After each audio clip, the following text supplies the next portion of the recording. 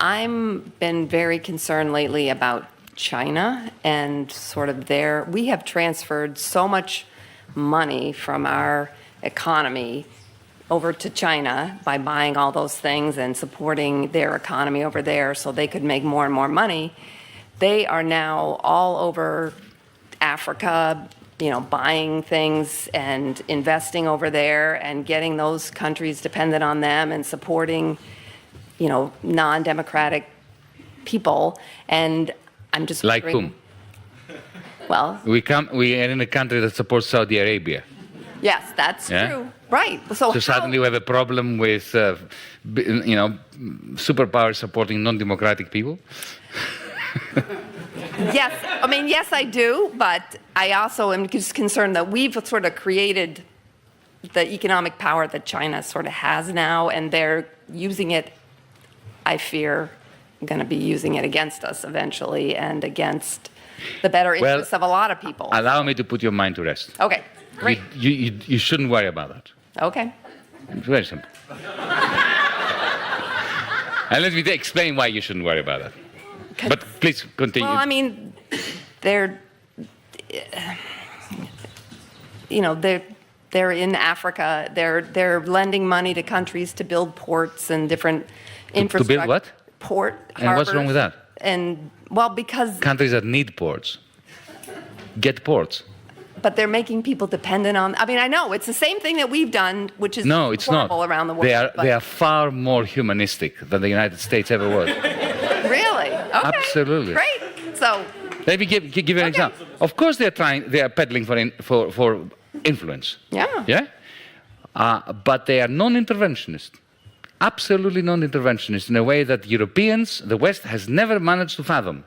But I have a feeling they have a longer-term thought process that is more interventionist. All right. But anyway, let's judge what we see. Let's judge what. Okay. Well, let's start at the beginning. The Chinese never asked Apple to go to Shenzhen and produce all the iPhones. It was Steve Jobs that decided that. Yeah? Mm-hmm. It was not China that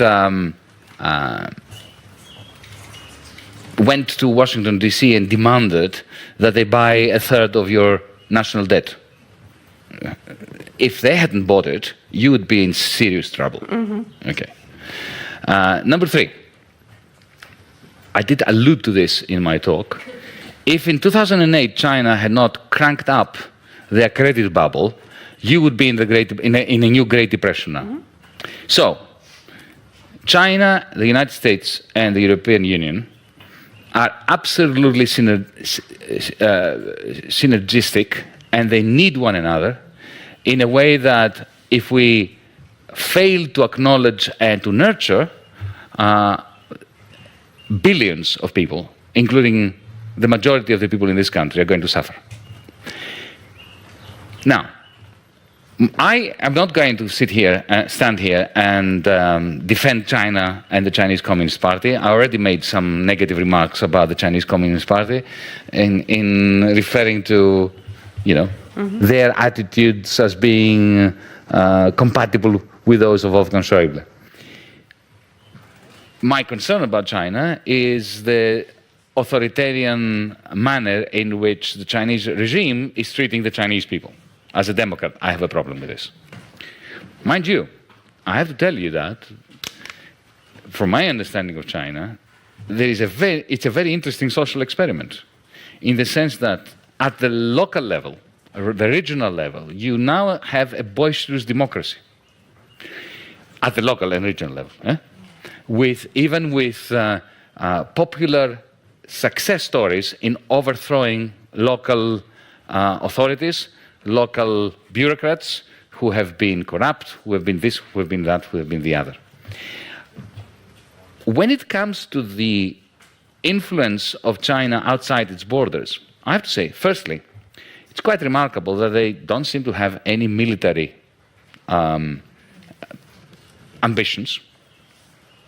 Secondly, Africa. I'll give you an example, a specific example. Ethiopia. 2004, because it happened to be there, and I have some first-person first-hand experience of it. They went into Ethiopia. I'll tell you why they went into Ethiopia, because they suspected there was oil. Because China is a major industrial power, but it lacks primary resources.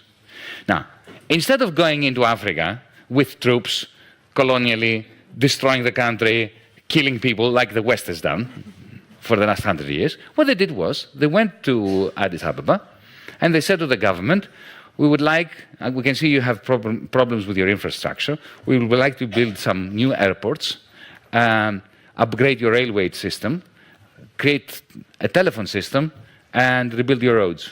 And we'll do this all for free. No strings attached. We don't want anything from you. And they did. Why did they do it? Because this is soft power. Because because they knew that if oil is discovered, and it was discovered later, then, of course, the Ethiopian government will be much more open to Chinese oil companies coming there. They have never combined their investment with imperialistic view. When I was Minister of Finance, I had a very interesting experience with COSCO, one of the Chinese national companies that in the end bought the port of Piraeus.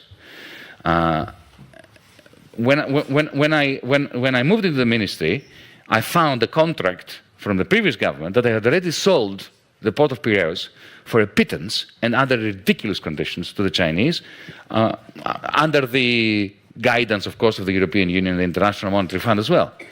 And in other words, as a minister, I was bound to a particular deal that was terrible for Greece.